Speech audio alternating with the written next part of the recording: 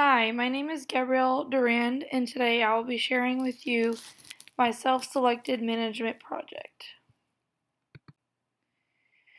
While being an MED graduate student with a bachelor's and associate's in education, I am a lead registered behavior technician and clinical trainer for the company I currently work for. I enrolled at UNC Charlotte here in North Carolina in the fall of 2024 for a postgraduate certificate in applied behavioral analysis. The reasoning for this is that I eventually want to pursue my board certified behavior analysis certification, which is also known as a BCBA, and my current master's degree program does not offer the right course sequence needed. My level of expertise in learner-centered management would be expert. I would say expert because I do have over 10 years in the education field working in daycares, classroom settings, in-home settings, and clinical settings. I have had to encounter students and incorporate learning-centered strategies that have included cooperative learning, peer review, debating a topic, and role-play scenarios. With learner-centered management, I have always intended on making educational settings positive and supportive, encouraging my students to have a voice, and promoting student-led learning, implement ways to increase engagement, and respect each student's uniqueness.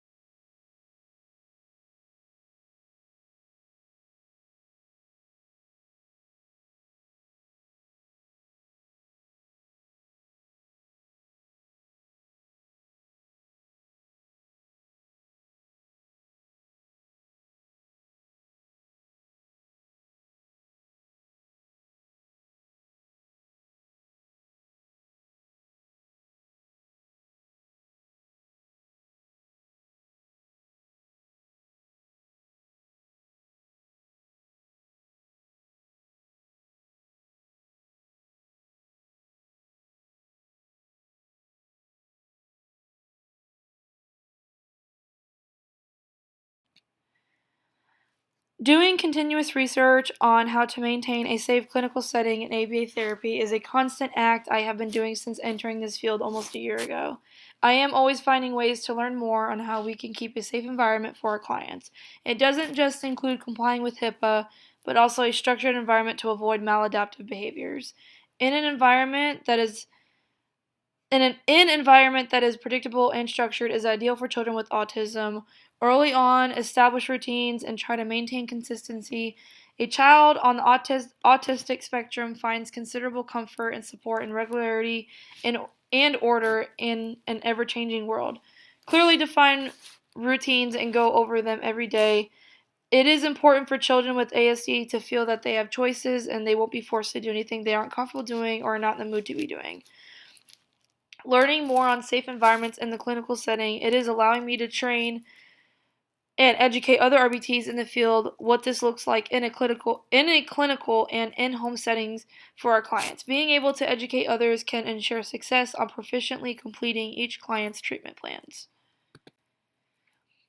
Autistic children have a harder time focusing on what's known as discrete trial training, which requires more of a structured setting, whereas natural environment teaching is easier and less structured on clients.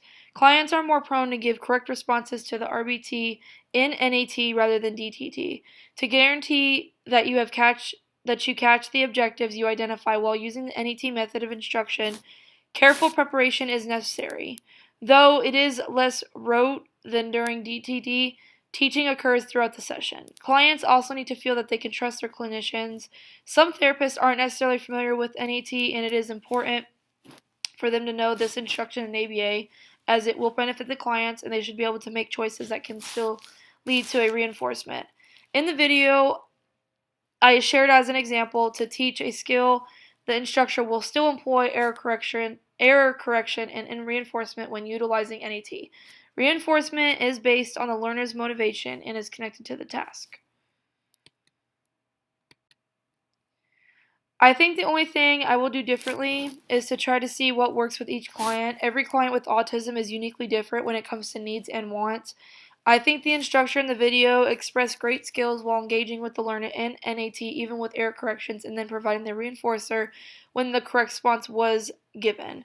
Presenting the error corrections procedure during sessions with a client can increase their motivation in learning situations and decrease mistakes and creating more ample opportunities for reinforcement. As far as the management plan, refer to self-reflect rubric submitted to Blackboard.